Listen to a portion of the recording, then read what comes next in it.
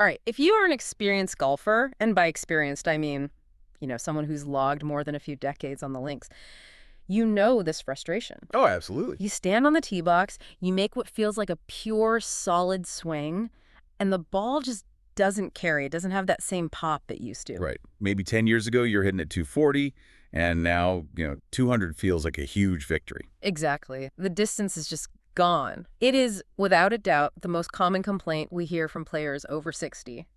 Where did my 30 or 40 yards disappear to? And that feeling of helplessness, it almost always leads people down the same path. They try to swing harder, they think about these massive swing overhauls, or worse. They just accept it. They think age is this unbreakable barrier. Yes. But our sources for this deep dive reveal a truly vital insight, and frankly, it's a massive relief. The sources state pretty clearly that this huge loss of distance, that 30 to 40 yards, it has less to do with your body or your swing mechanics. And everything to do with a simple piece of equipment you're carrying. Exactly. The golf ball itself. And that is the core of our deep dive mission today. We're going to show that the problem isn't the golfer, it's the golf ball. And the good news is, fixing this mismatch is probably the easiest, most impactful, and let's be honest, cheapest change a senior golfer can make. It really is. We're talking about an instant improvement. This is all about playing smarter, not harder, to get those yards back immediately. So let's unpack this. We have to start with the elephant in the golf bag, the myth of the tour ball. It's the ultimate aspirational purchase, isn't it? You watch the PGA Tour, you see the pros playing a Titleist Pro V1, a TaylorMade TP5, a Callaway Chrome Soft. And you think, if I use the best, I'll play my best. You instinctively believe it'll upgrade your game. And look, these are premium balls, absolutely. They're engineered for peak performance. But, and this is the key, they are engineered for a very specific elite player, right? Precisely. We need to get into the physics here. Yeah.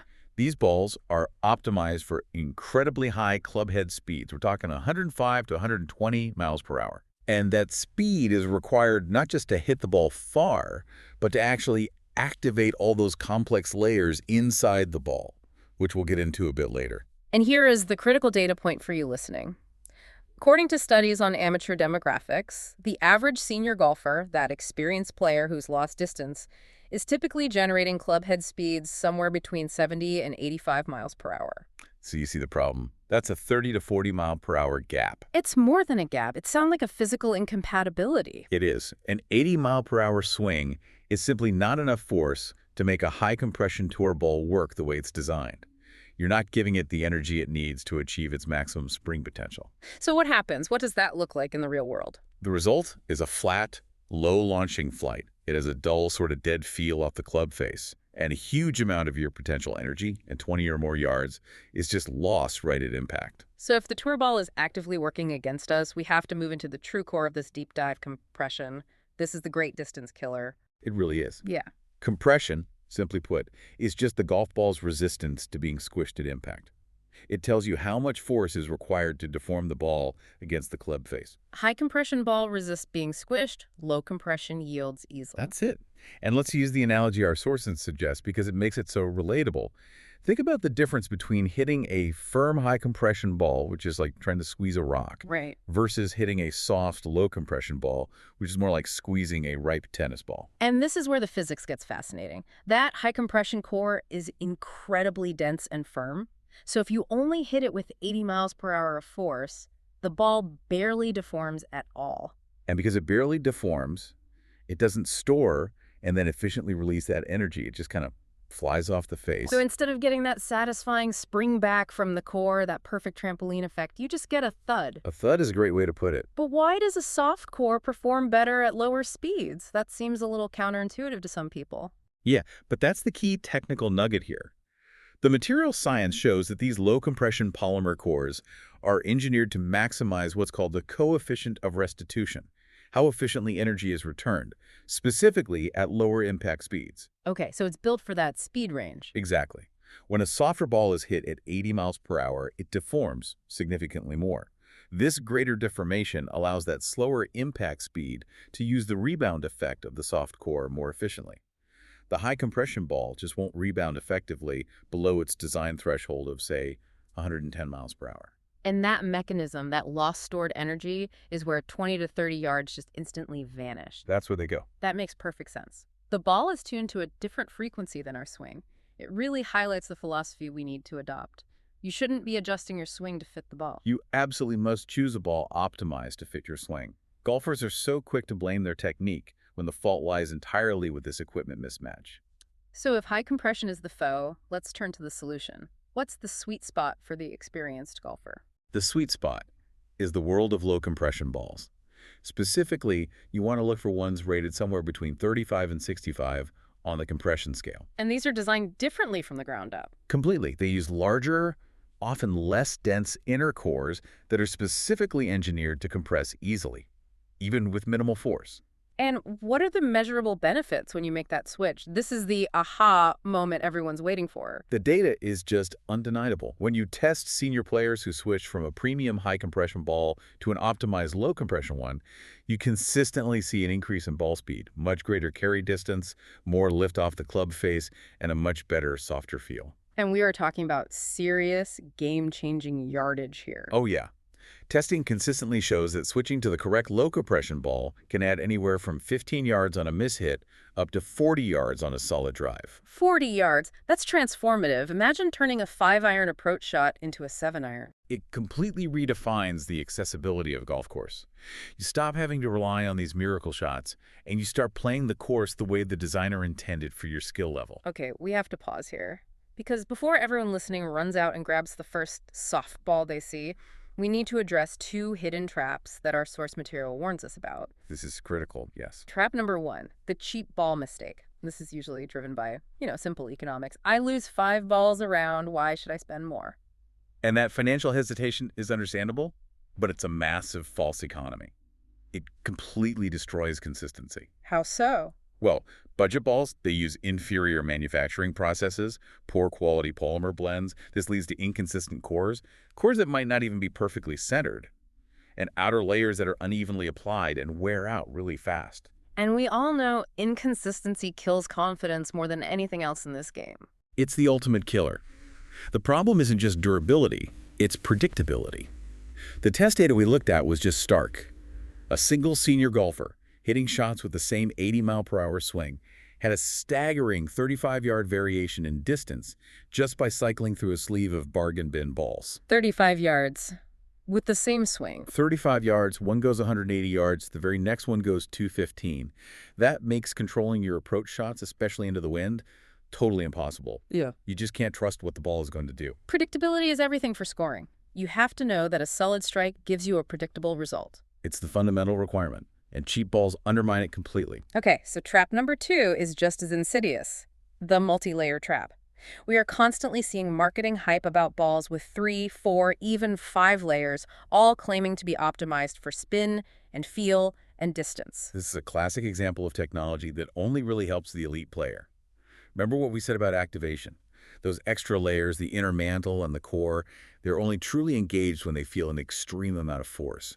That 100+ mile per hour swing speed we talked about. Exactly. So if you're swinging at 80 miles per hour, what do you think happens to those inner layers? They just sit there. They essentially remain dormant. They don't compress or shear against each other enough to generate the explosive energy they're designed for. You're basically only activating the soft outer cover. So the benefit you paid for, that complex engineering, is completely wasted. Wasted. You get erratic distances and you're left feeling like the ball is heavy or unresponsive. So for the moderate swing speed golfer, the mantra should be simpler is better. In almost every single case, yes. For the player prioritizing distance and easy compression, a high-quality 2-piece or maybe a 3-piece ball is the ideal setup. They deliver dependable, consistent response because there are fewer layers you're trying to activate. That's brilliant. Okay, let's move on to some other overlooked factors that affect scoring, starting with spin. I know a lot of experienced players choose high spin balls because they think it's the only way to stop the ball on the greens. And that's another tactical area that comes from watching too much tour golf.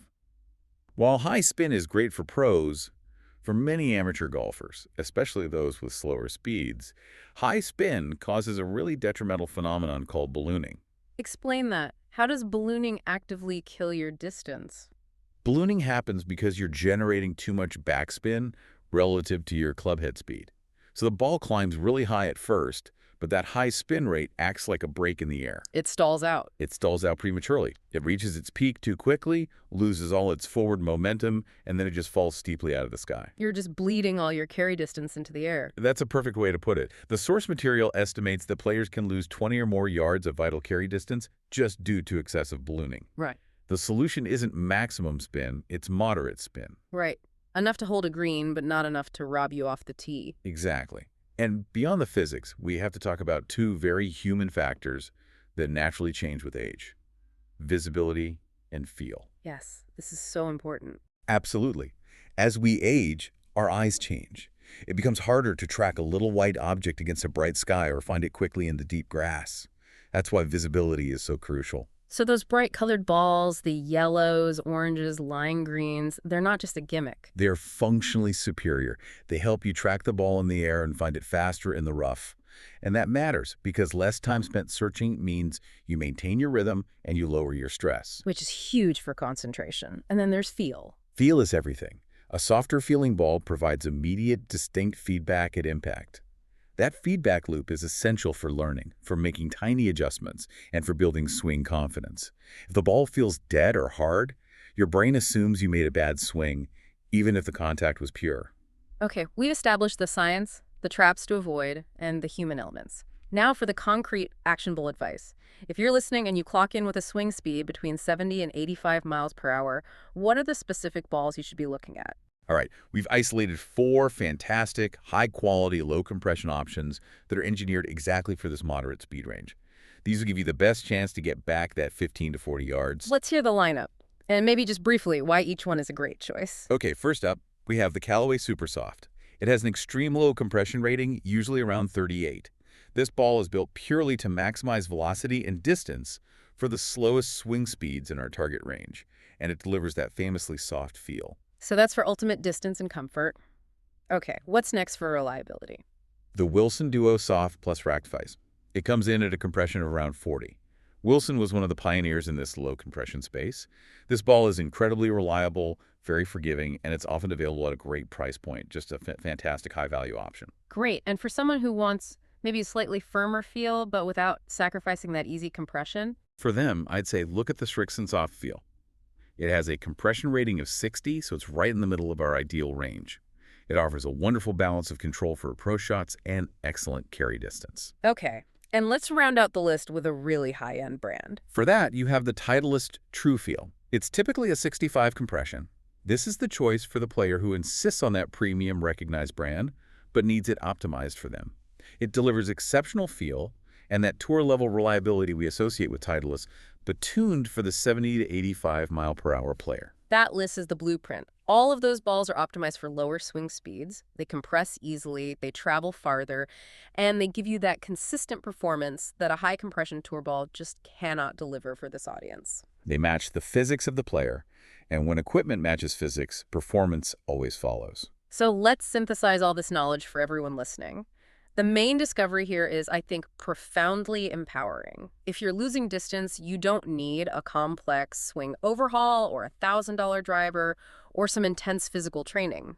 No, you just need smarter equipment choices. We have laid out the case that you can restore between 15 and 40 yards of distance instantly just by changing the sphere you strike. And as the director of the Golf Academy 360-degree powered by AI golf chatbot often reminds players, stop trying to swing harder to compensate.